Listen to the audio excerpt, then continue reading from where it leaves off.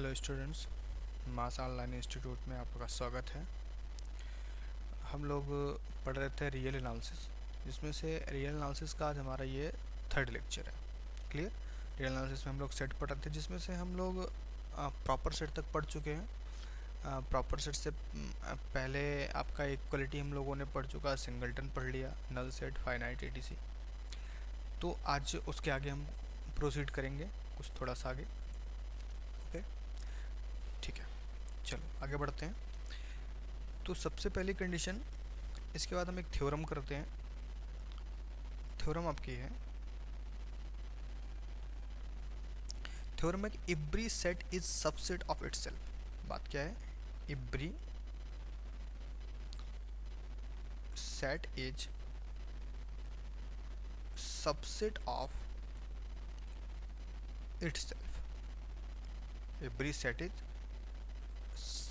Subset of itself. वैसे ये theorem जो लिखी गई है, every set is subset of itself, यह अपने आप में एक बहुत बड़ी बात है।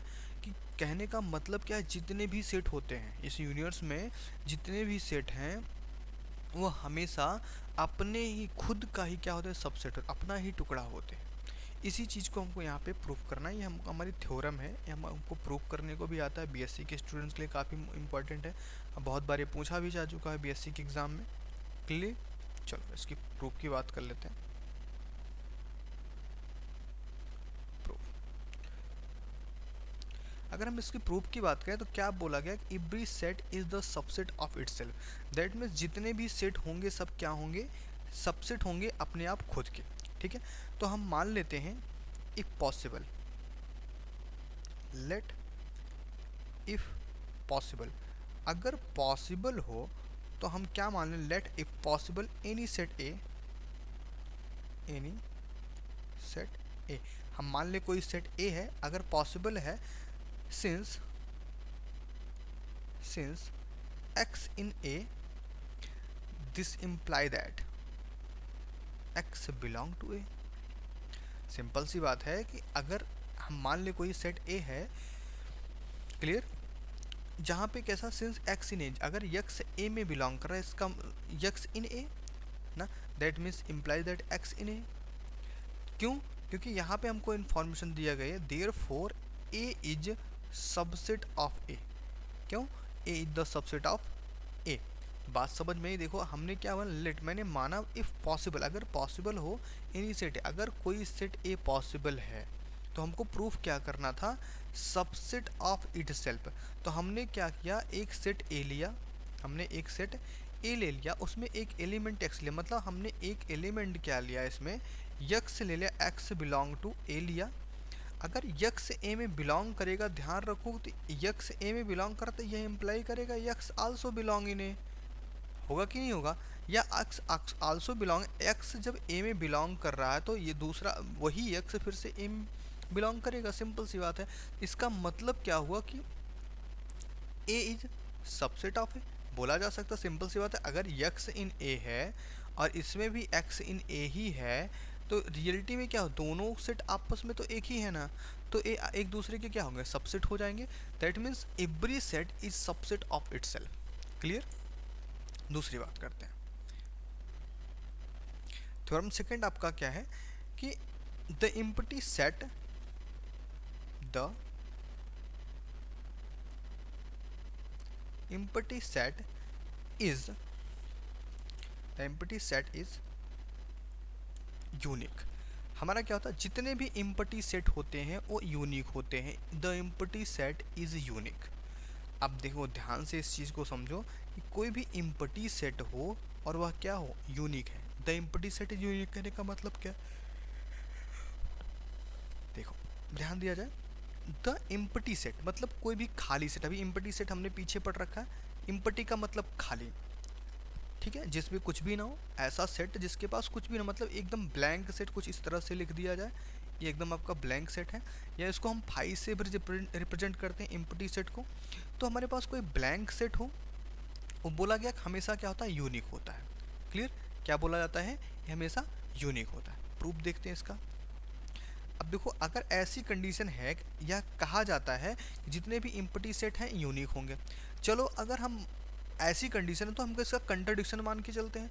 हम मान लेते हैं let if possible, let if possible phi 1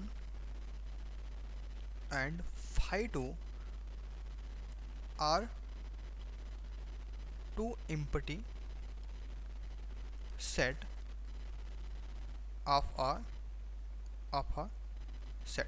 किसी एक सेट के लिए हमारे पास कितने एम्प्टी सेट हैं? दो। अगर ऐसा पॉसिबल हो सके तो हम क्या मान लें? दो एम्प्टी सेट मान लें। क्लियर? Since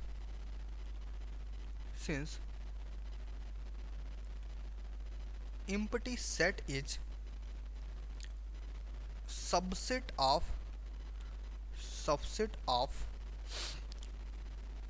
every set.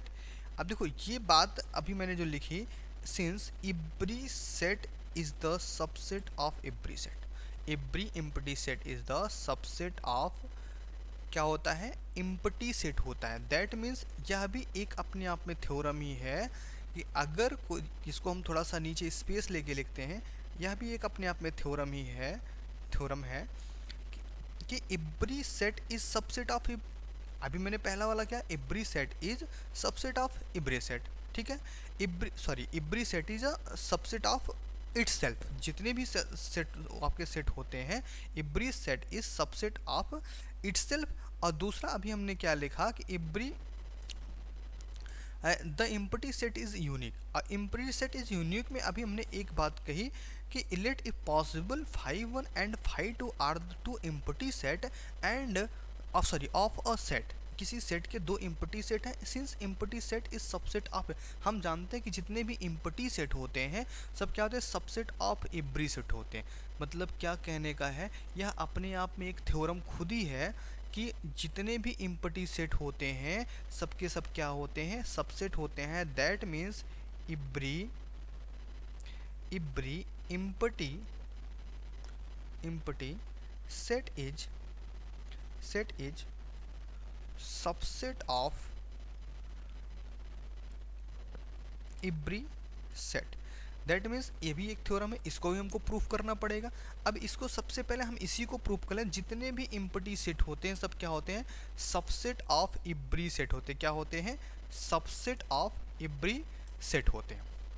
अब ध्यान दो, हम इसको कैसे प्रूव करें? क्या बोला गया? जितने भी खाली सेट, एम्प्टी सेट का मतलब क्या? खाली जगह। जैसे एक एग्जाम्पल की बात करें, आप अपने घर पे बैठे हो, आप घर पे बहुत सारी ऐसी, जैसे एक कमरा ले लो, कमरे को आप फील करना शुरू करो, थिंग्स से, सामान से भरना शुरू करो। सामान से भरते भरते आप पूरा कमरा मतलब ऐसा सेट करो सामान को कि पूरा का पूरा कोई जगह का आपको खाली ना मिले। लेकिन ध्यान दो, पूरे घर में कोई ना कोई एक ऐसा स्पेस जरूर होगा, एक ऐसी कंडीशन, एक ऐसी जगह जरूर मिल जाएगी जहाँ पे आपका क्या होगा कि खाली जगह मिल जाएगा। दैट मीन्स चाहे आप अपने रियल लाइफ में ले लो या आप अनदर प्लेस पे ले लो, चाहे जहाँ भी आप ऑब्जर्व करोगे, जो कोई ना कोई जगह, हर सेट मतलब हर एक प्लेस अपने आप में एक सेट होता है। जैसे कमरा है, कमरा किसी न किसी चीज़ का कलेक्शन था, वेल डिफाइंड कलेक्शन होता है। जैसे कोई मान लो स्टडी रूम है तो बुक्स का वेल डिफाइंड कलेक्शन होगा, या स्लीपिंग रूम है या डाइनिंग रूम है। मतलब हर जगह का जो आपका सेटअप होता है, एक रूम जो होता है वो कुछ न कुछ एक वेल डिफाइंड कलेक्शन को कंटेन करता है। तो उसमें आप अगर ध्यान दो, उस कलेक्शन से उसको पूरी तरह फील कर दिया जाए, भर दिया जाए, आपको हमेशा क्या मिलेगा? कम से कम एक जगह तो ऐसी जरूर उस घर में, उस कमरे में मिल जाएगी जहाँ वो आपकी खाली जगह पड़ जाएगी और उसमें आप किसी को सेट नहीं कर पाओगे। दैट मीन्स इम्पटी सेट, जो इम्पटी जगह था वह अपने आप में एक सेट बना रहा होगा। जो इम्पटी सेट है वो हमेशा इज अ सबसेट ऑफ, मतलब जितना सेट है हमारी यूनिवर्स में, हर सेट के पास कोई ना कोई अपना इम्पटी सेट होता है, एकदम तय है। जैसे अगर प्रूफ की बात कोई करे, इसके प्रूफ को थोड़ा हम समझ लेते हैं। प्रूफ, लेट इफ पॉसिबल, हम मान लेते हैं let if possible phi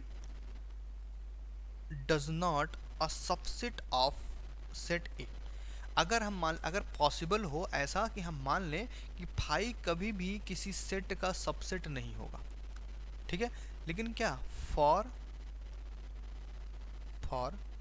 some set ए, चलो हम मान लेते कुछ सेट के लिए ऐसा है, पॉसिबल है कि phi does not belong to A for some set of A, मतलब कुछ सेट ऐसे हैं जिनके लिए फाई उसमें बिलोंग नहीं करेगा। इसका मतलब क्या हुआ, phi does not belong to A का मतलब क्या, this imply that there is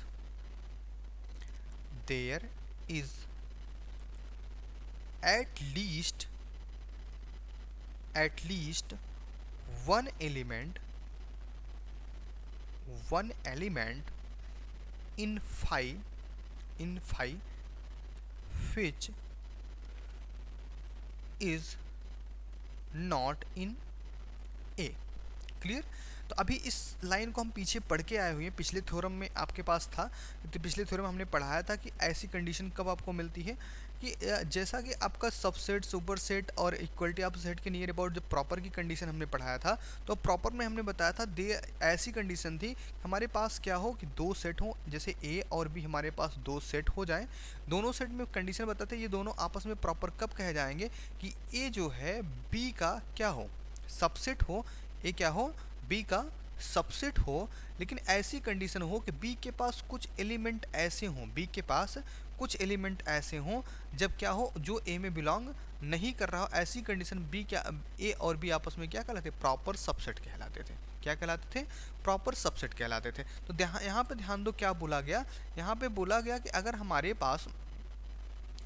pass कि आपके फाई लिया मैंने, फाई को अगर कंटेन किया, फाई के लेने के बाद हम क्या बोल रहे हैं कि फाई ए में बिलोंग नहीं करेगा। अगर फाई ए में बिलोंग नहीं कर रहा है तो there is at least one element in phi which not in A. मतलब इसका कहने का तो मतलब यही हुआ ना, क्योंकि ए सेट, ए क्या है आपका, एक सेट है, ये जो ए लिखा गया है या जो ए लिखा है ये अपने आप में क्या है, एक हमने मान लेट A possible phi does not in A, मतलब फाई ए में बिलोंग नहीं करेगा। किसके लिए, फॉर सम सेट है, कुछ सम, चलो हम कुछ का मान लेते हैं, सारे का मान लेते हैं, डजंट मैटर। तो अगर ऐसी कंडीशन है तो फाई अगर ए में बिलोंग नहीं कर रहा है, जो कि फाई भी अपने आप में एक सेट ही है, फाई हम किसको एक एम्प्टी सेट को रिप्रेजेंट करते हैं, फाई अगर ए में बिलोंग नहीं किया, अगर फाई ए में बिलोंग नहीं किया तो इसका मतलब क्या हुआ कि एट लीस्ट कम से कम एक एलिमेंट फाइव का ऐसा है जो कि ए में बिलोंग नहीं कर रहा। अब ध्यान दो, फाइव के पास क्या बोला गया, at least one element in phi which is not in A, मतलब कि एक एलिमेंट ऐसा, कम से कम एक एलिमेंट ऐसा होगा फाइव का जो ए में बिलोंग ही नहीं करेगा। क्या समझ में आया, फाइव के पास कोई एलिमेंट पॉसिबल ही नहीं है, क्योंकि फाइव खुद खाली पड़ा हुआ है, दैट मीन्स फाइव में कोई एलिमेंट है ही नहीं, तो वो ऐसा एलिमेंट कहाँ से कंटेन करेगा जो ए में कंटेन नहीं हो। इसका मतलब ये हमारी बात क्या हो गई, कंट्राडिक्ट हो गई, गलत हो गई, कि मतलब phi does not subset of A. इसका मतलब क्या हुआ कि फाइव हमेशा क्या हो जाएगा, सबसेट ही बना रहेगा। रीज़न क्या हुआ, यहाँ पे आपको क्या मिला, एक कंट्राडिक्शन मिल गया। क्या लिखेंगे, बट this is contradiction। ये क्या है, कंट्राडिक्शन, ऐसा पॉसिबल ही नहीं है, but this is contradiction of the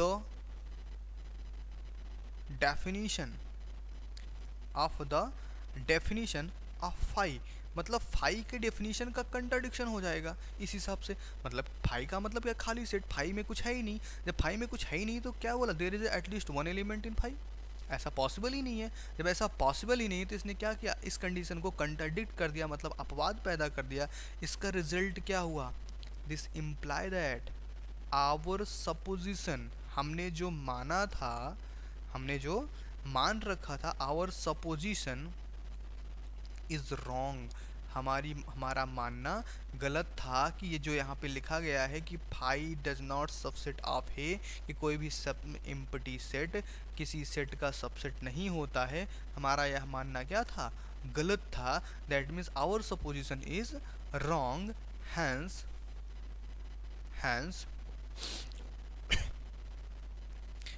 phi is subset of A for some set A. तो यहाँ से बात क्या क्लियर हुई कि every empty set is subset of every set. चीज़ समझ में आ गया। अब यही लाइन हमने ऊपर जस्ट थ्योरम में लिख रखा है, जस्ट ऊपर वाले थ्योरम में हम लोगों ने लिख रखा है कि the empty set is unique. ये थ्योरम आपका था कि जितने भी इम्पटी सेट होते हैं वो क्या होते हैं, यूनिक होते हैं। तो अगर यह यूनिक है तो हम लोगों ने प्रूफ में क्या लिखा, let if possible phi 1 phi 2 are 2 empty set, मतलब दो इम्पटी सेट होंगे, इज अ सेट मतलब किसी सेट के, since empty set is subset of every set, क्योंकि हमको पता है कि जितने भी इम्पटी सेट होते हैं वो क्या होते हैं, हर सेट के क्या होते हैं, सबसेट होते हैं। जब हर सेट के सबसेट हैं तो हम इनको आसानी से फाई 1 फाई 2 दो सबसेट मान सकते हैं, सिंपल है। अच्छा, अगर ये सबसेट हैं, इम्पटी सेट जितने हैं सब सबसेट हैं, तो क्या कंडीशन है, phi 1 is subset of phi 2 हो जाएगा। पॉसिबल है कि नहीं है? अगर ये जितने भी हैं आपके हैं, जितने भी सेट थे, जितने भी सब कोई सेट है, सेट के फाई क्या है, सबसेट होगा, क्योंकि अभी हमने पीछे प्रूव किया कि जितने फाई जो होते हैं हर सेट का सबसेट होता है। तो हमने मान लिया फाई 1 फाई 2 दो सबसेट हैं। और एक चीज़ और अभी हम लोगों ने पढ़ा, जितने भी सबसेट होते हैं वो भी, ये भी जान लो, जितने भी सबसेट हो तो भी सेट होते हैं। क्योंकि देखो सबसेट कहाँ से मिलेगा, किसी सेट का एक टुकड़ा बनाओगे, सेट का जब एक टुकड़ा बनाओगे तो वह सेट की पूरी प्रॉपर्टी को फॉलो करेगा, तभी तो सबसेट हो रहा है। रीज़न क्या, सबसेट कब बोल रहे हैं, जैसे ए और बी दो हमारे पास, जैसे मान लो ए और बी हमारे पास दो सेट हैं, तो ए के सारे एलिमेंट क्या हो, बी में कंटेन हो जाए, ए के सारे एलिमेंट क्या हो जाए, बी में कंटेन हो जाए, तो ए क्या होता है, सबसेट ऑफ बी होता है।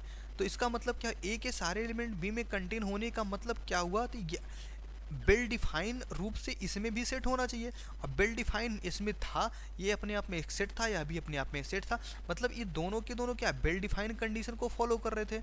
वेल डिफाइन कंडीशन के फॉलो करने के बाद अगर इनका ए क्या हो गया, सबसेट बन गया, अगर ये हमारा क्या हो गया, सबसेट बन गया, तो रियलिटी में देखा जाए तो सबसेट भी तो अपने आप में एक सेट ही है। रियलिटी में आपका जो सबसेट है यह भी तो अपने आप में एक सेट ही है। दैट मीन्स फाई 1 और फाई 2 भी अपने आप में एक सेट ही है। दैट मीन्स हम अगर लिखना चाहें तो फाई 1 इस सबसेट ऑफ फाई 2 भी की कंडीशन बोल सकते हैं, क्लियर। तो एंड फाई 2 इस सबसेट ऑफ फाई 1 बोल सकते हैं, ऐसा तो कुछ पॉसिबल है। ऐसा अगर हम मान लें, therefore phi 1 is subset of phi 2 and phi 2 is subset of phi 1, इसका मतलब ये क्या इम्प्लाई करेगा भाई, कि phi 1 equal to phi 2 imply कर जाएगा। फाई 1 क्या करेगा, जब फाई 1 सबसेट फाई 2 का हो गया और फाई 2 सबसेट फाई 1 हो गया, इसका मतलब क्या हुआ, phi 1 is equal to phi 2 हुआ। That prove that phi is unique. ये क्या प्रूव करता है कि आपका फाई जो होगा, फाई 1 फाई 2 फाई 3 फाई 4 कुछ भी ले लो, ये हमेशा क्या आएगा, यूनिक ही आएगा। That means empty set is unique, मतलब जितने भी इम्पटी सेट होते हैं वह हमेशा क्या होते हैं, यूनिक होते हैं, इकलौते ही होते हैं, मतलब वो उनका स्ट्रक्चर जो भी हो इकलौता ही होगा। क्लियर, ये तो दो बातें क्लियर समझ में आई। तो हम लोगों ने क्या क्या पढ़ा अभी, every set is subset of itself, सबसे पहले कारण जितने भी सेट होते हैं वो खुद के सबसेट होते हैं। और एक चीज़ इसी के साथ और समझो, जितने सबसेट होते हैं वह खुद अपने आप में क्या होते हैं, एक सेट ही होते हैं, क्योंकि सबसेट बनने से पहले वो सेट होगा, और सेट अब जब सबसे किसी अनदर सुपर सेट में कंटेन करेगा तो वो सबसेट कहलाएगा। तो जो सबसेट कहला रहा है वो अभी अपने आप में क्या है, एक सेट ही है। दूसरी बात हमें the empty set empty set क्या होता है हमारा, हमेशा क्या हो, यूनिक होता है, क्लियर। और तीसरी बात हम लोगों ने पढ़ा कि every empty set is subset of every set, जितने भी इम्पटी सेट होते हैं सब कहते हैं सबसेट ऑफ एवरी सेट होते हैं। इतनी बातें क्लियर हो गई, ओके, ठीक है। आपको इसमें से जो भी क्वेरी होगी, जो भी आपको नहीं समझ में आएगा, वो आप कमेंट में पूछ सकते हैं, क्लियर। अब आगे बढ़ते हैं हम लोग, नेक्स्ट पॉइंट हमारा कंपेरेबल सेट। हमारा क्या है,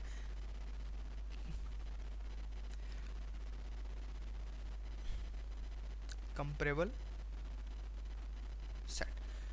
कौन सी बात करें, कंपेरेबल सेट की बात करें। कंपेरेबल सेट का मतलब क्या हुआ, कंपेयर की बात, जहाँ पे हमारे पास दो सेट ऐसे हो जिनमें कंपेयर किया जाए। कोई कंपेयर किसको बोलते हैं, मतलब तुलना करना। तो तुलना करने की बात, जहाँ पे हमारे पास अपसेट की कंपेयर सेट, मतलब आपका तुलना की बात हो रही है। तो तुलना क्या मतलब, दो सेट में तुलना करना है आपको, सिंपल सा लॉजिक है। उनके वर्ड से ही मालूम चल रहा है कंपेरेबल सेट का मतलब क्या, जहाँ पे दो या दो से ज़्यादा सेट की तुलना की जाए कंपेरेबल सेट हो। खैर बेसिकली हमारे दो ही सेट की बात कर रहे हैं, तो दो सेट दो सेट में जहाँ पे आपस में क्या की जाए, तुलना की जाए, उसको हम क्या बोलते हैं, कंपेरेबल सेट बोलते हैं। इफ़, चलो लिख लेते हैं थोड़ा सा, if two set A and B, अगर हमारे पास दो सेट हो A and B, are such that ये इस तरह से हों, आइदर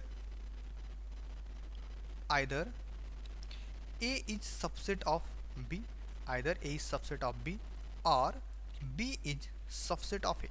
क्या बोला गया, कंपेरेबल सेट में if two set A and B, अगर हमारे पास दो सेट हों ए और बी, आर सच दैट वो इस तरह से हों कि ए इज सबसेट ऑफ बी या बी इज सबसेट ऑफ ए, चाहे ए बी का सबसेट हो जाए, चाहे ए बी का या बी ए का सब, कोई भी आपका आपस में, चाहे ए बी का हो जाए चाहे बी ए का सबसेट हो जाए।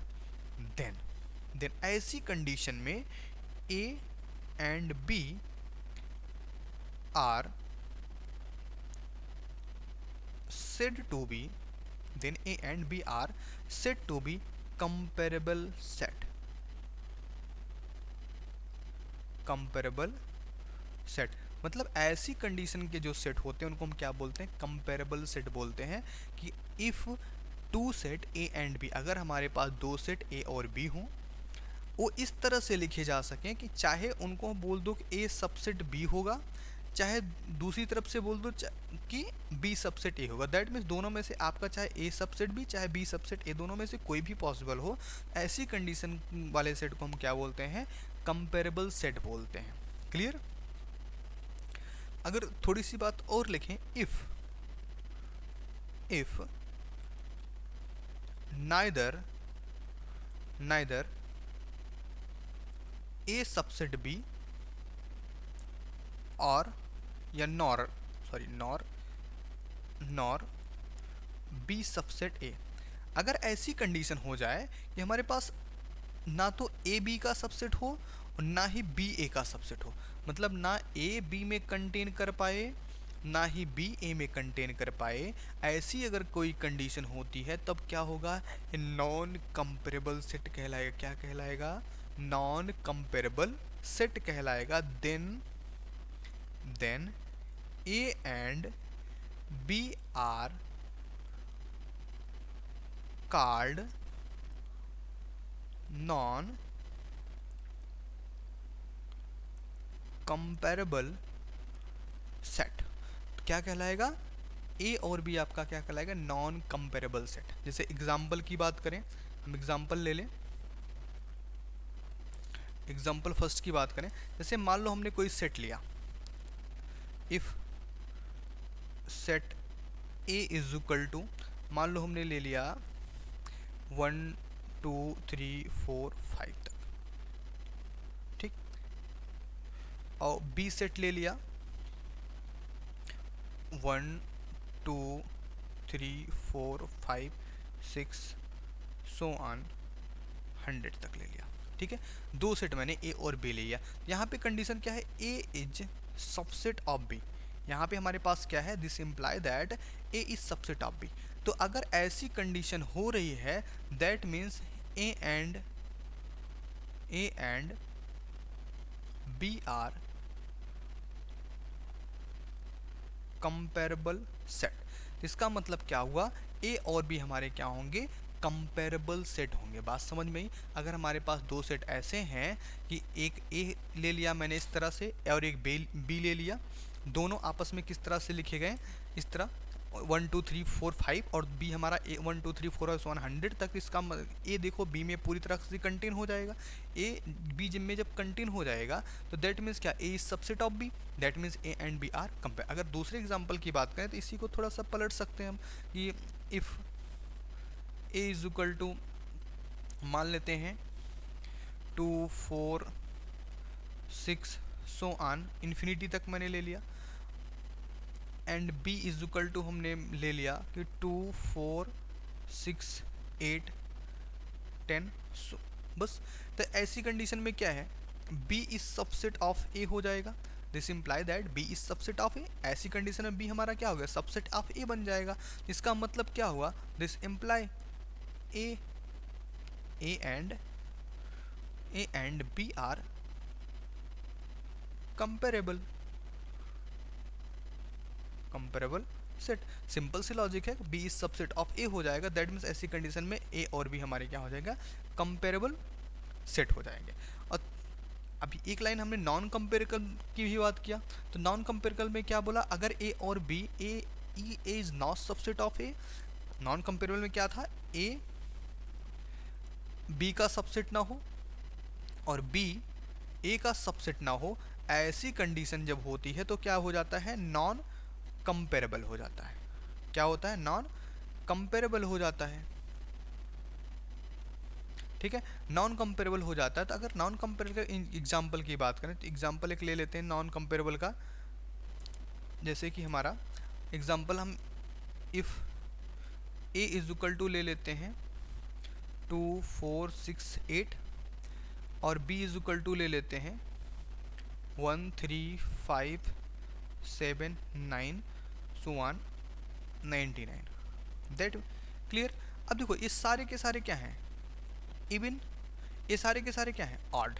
That means A does not subset of B, comma B does not subset of A, B क्या होगा, ए का सबसेट नहीं होगा और ए भी बी का सबसेट नहीं होगा। तो ऐसी कंडीशन में क्या होगा, A and B are non comparable, non comparable set. ये हमारे क्या बन जाएंगे, नॉन कंपेरेबल सेट हो जाएंगे। क्लियर। तो कंपेरेबल और नॉन कंपेरेबल सेट समझ में आया। ठीक है, तो कंपेरेबल सेट क्या होते हैं, जब हमारे पास दो सेट ऐसे हों जो आपस में क्या हो, जिनको कंपेयर किया जा सकता है, A is subset of B और या उनमें से B is subset of A हो, तो इनको हम कंपेरेबल सेट बोलते हैं। इन दोनों में से मतलब ना ही ए बी का सबसेट हो और ना ही बी ए का सबसेट हो, ऐसी कंडीशन में हमारा नॉन कंपेरेबल हो जाता है। ठीक है, आते हैं नेक्स्ट टॉपिक के। नेक्स्ट टॉपिक की बात करें, कंपेरेबल के बाद हमारा टॉपिक आता है फैमिली ऑफ सेट। क्या, family of set.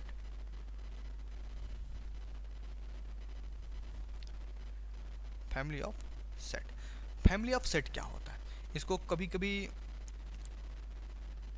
Set of sets भी बोला जाता है, इसको और क्या बोला जाता है, सेट ऑफ सेट्स भी बोला जाता है। फैमिली ऑफ सेट का मतलब क्या हुआ, अभी तक हम लोग सेट सेट सेट पढ़ रहे थे, दैट मीन्स सारे सेट का कलेक्शन किसी एक जगह कर लिया जाए।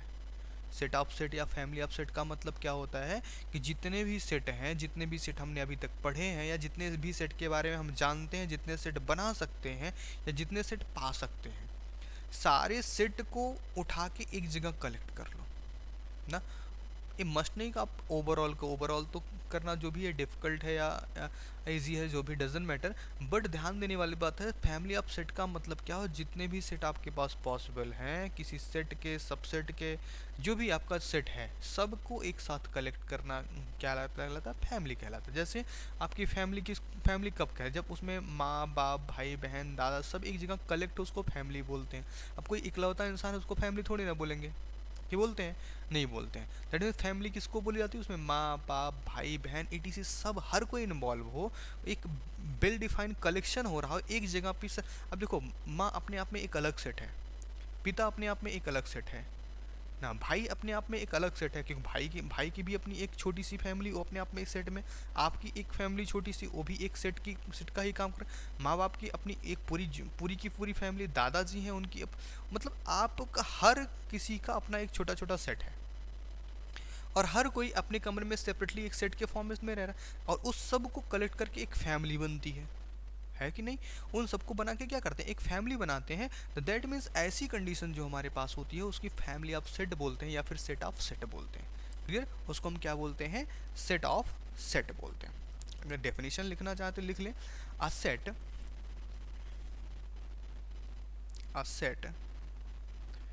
whose elements are also set are also set, a set whose elements are also set is called is called a family of set और set of sets, या फिर उसको क्या बोलते हैं, सेट ऑफ सेट्स बोलेंगे या फिर फैमिली ऑफ सेट बोलेंगे। बात समझ में आई? फैमिली ऑफ सेट क्या होता है या सेट ऑफ सेट्स क्या होता है। जैसे अगर एग्जांपल की बात कर लें, चलो एक दो एग्जांपल भी देख लेते हैं। एग्जांपल में पहला एग्जांपल जैसे मान लें, पहला एग्जांपल मान लिया हमने लिखा, एक कर्ली ब्रैकेट लाया, लिखा 1, दूसरा 2 लिखा, 3 लिखा, इस तरह से हमने क्या लिखा, 10 तक लिखा, और फिर इनको एक सेट में कवर कर दिया, मतलब एक सेट के अंदर में कंटेन कर दिया। अब देखो 1 भी अपने आप में सेट है, 2 भी अपने आप में सेट है, 3 भी अपने आप में सेट है, 10 भी अपने आप में सेट है। ये क्या कहलाएगा, is a family of set कहलाएगा। दूसरे की बात करें, दूसरा एग्जांपल अगर ले, जैसे हमने लिया कि यहाँ पे 1 लिया, अगले वाले 1 के अलावा हम किसी अनदर को ले लें, मतलब 1 2 3 एलिमेंट ले लें, जैसे यहाँ पे हम 2 3 ले लें, 2 3 ले लें, ठीक है। अगला सेट हम 4 5 6 7 तक का ले लें और इसको पूरा कवर कर दें। देखो यह भी अपने आप में एक सेट, यह भी अपने आप में सेट, यह भी अपने आप में एक क्या है, सेट ही है। तो ऐसी कंडीशन में जो आपका सेट बना, यह भी क्या होगा, is a family of set बन गया।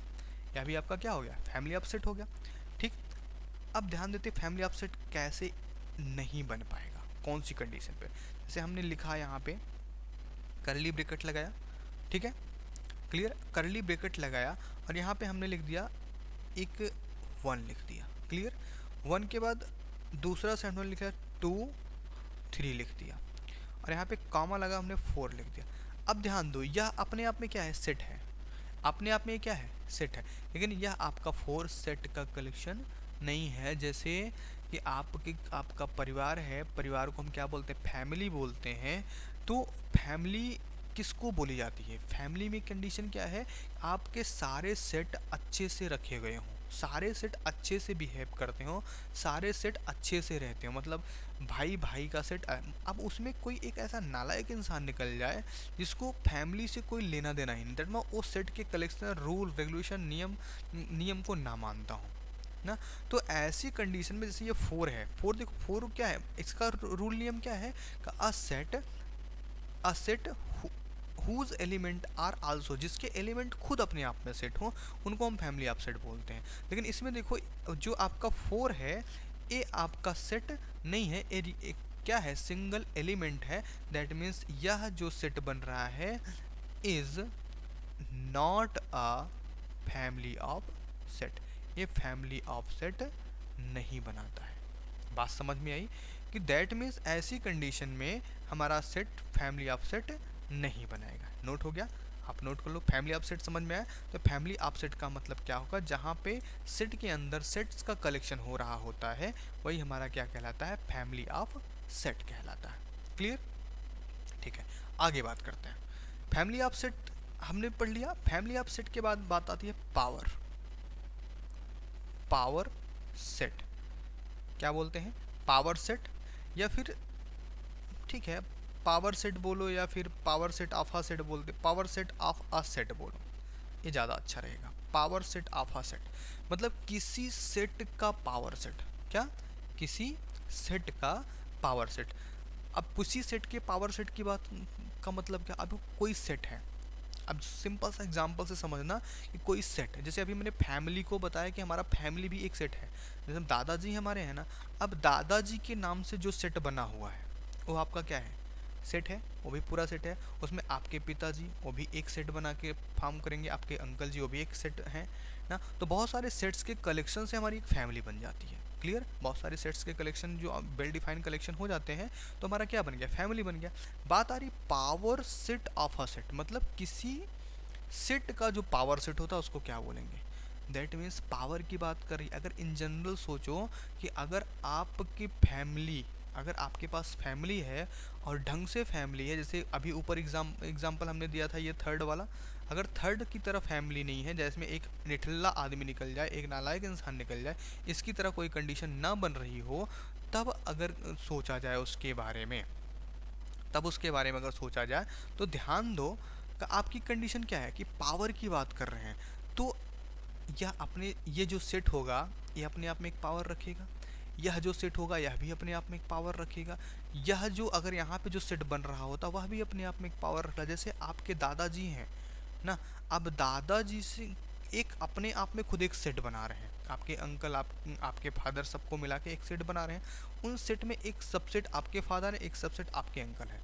आपके फादर का पावर एक अलग है, उनका व्यवहार तरीका समाज सब कुछ मिला के उनका पावर एक अलग है, आपके अंकल का पावर अलग है। तो वही चीज़ यहाँ पे हमको क्या बोला गया, power set of a set, मतलब किसी एक सेट का जो पावर होता है उसी को हम पावर सेट बोलते हैं। दैट मीन्स यहाँ पे क्या बोला, किसी सेट के सभी सबसेट, कहने का सेंस क्या हो गया, किसी सेट के सभी सबसेट का जो कलेक्शन होगा वही हमारा क्या कहलाएगा, पावर सेट कहलाएगा।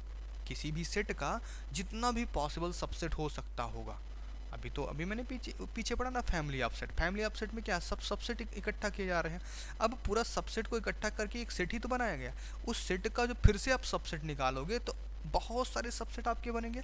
तो दैट मीन्स हर एक सबसेट अपने आप में एक पावर रखेगा, अपने आप में एक वैल्यू रखेगा।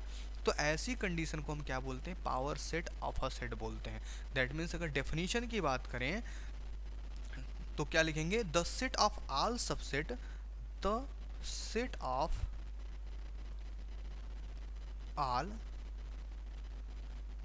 subsets of a set, the set of all subset of a set A is called power of a power set, power set of a set. इसी को क्या बोलेंगे, the set of all subsets of a set A is called a power set of a set. मतलब set of all subset, मतलब जितने भी subset हैं किसके, सेट ए के। The set of all subset मतलब सारे सबसेट का, पॉसिबल सबसेट का कलेक्शन जो होता है वो क्या कहलाता है, पावर सबसेट कहलाता है। Power subset, power set of a set A, यहाँ पे ए लिख देते हैं। Clear. It is denoted by, इसको हम किससे रिप्रेजेंट करते हैं, denoted by, it is denoted by P of A. That means power of A से रिप्रेजेंट करते हैं इसको, किससे, पावर ऑफ ए से रिप्रेजेंट करते हैं। This imply that power of A is equal to, power of A is equal to yes such that S is subset of A. ठीक है, तो पावर ऑफ ए का मतलब क्या हुआ, हमारे पास कोई एलिमेंट यस या कोई सबसेट यस है जो कि खुद क्या है, ए का एक सबसेट है। मतलब यस पूरा क्या सबसेट है, मतलब सभी सबसेट्स का जो कलेक्शन होगा वही हमारा क्या कहलाएगा, power set of a set कहलाएगा। क्लियर। जैसे अगर हम एग्जाम्पल की बात करें, जैसे एग्जाम्पल ले लेते हैं, एग्जाम्पल आपका जैसे हमने ले लिया कोई सेट 2 5 ले लिया, चलो b इज इक्वल टू हमारे पास 2 और 5, एक हमारे पास सेट है। अब सेट है तो इसके सबसेट कितने हो सकते हैं, सबसेट निकालो, सबसेट्स, सबसेट इसके कितने बनेंगे, एक तो आपका 2 बनेगा, दूसरा आपका क्या बनेगा, 5 बनेगा। ठीक है, आपका 2 बनेगा, 5 बनेगा, और तीसरा आपका वही खुद का खुद एक सबसेट बन जाए, क्योंकि अभी मैंने ऊपर पढ़ा कि जितने भी सेट होते हैं वो खुद के अपने आप के एक सबसेट होते हैं। तो पावर ऑफ ए की बात अगर करें, तो पावर ऑफ ए की बात करें तो क्या हो जाएगा, इन सब का कलेक्शन 2 5 और आपका 2 5। और ध्यान दो अभी मैंने एक चीज़ और पढ़ा था ऊपर, फाई। तो फाई क्या है, जितने भी सेट हैं सबका क्या है, एक सबसेट है। दैट मीन्स हर सबसेट में, हर पावर में एक एलिमेंट फाई भी आपका हमेशा बिलोंग करता रहेगा। क्यों, क्योंकि अभी हमने ऊपर पढ़ा कि फाई जो होता है जितने भी सेट हैं सबका हमेशा वो क्या होता है, सबसेट होता है। और थ्योरम में भी पढ़ा हुआ है, यूनिक भी होता है, सबसेट भी होता है, हर जगह इन्वॉल्व रहेगा। मतलब आपका फाई खाली जगह हर जगह पहुंचा रहेगा। तुच्छ प्राणी है भाई, ये हर जगह क्या है, पहुंचा हुआ। लेकिन ये बहुत काम की चीज़ है। That means power set of A क्या मिलेगा, सेट टू, सेट या set five, set two five और उसके बाद फाइव। दैट मीन्स आपके पास क्या हुआ, पावर ऑफ सेट मिल गया। क्लियर, बातें समझ में आई पावर सेट तक? ओके ठीक, आज का लेक्चर इसी पे ख़त्म करते हैं। इसके आगे का लेक्चर अगले लेक्चर में होगा। जो भी आपको इस टॉपिक से या इसमें आपको नहीं समझ में आता है, इस लेक्चर में नहीं समझ में आता है, आप उसको कमेंट बॉक्स में ज़रूर बताएं।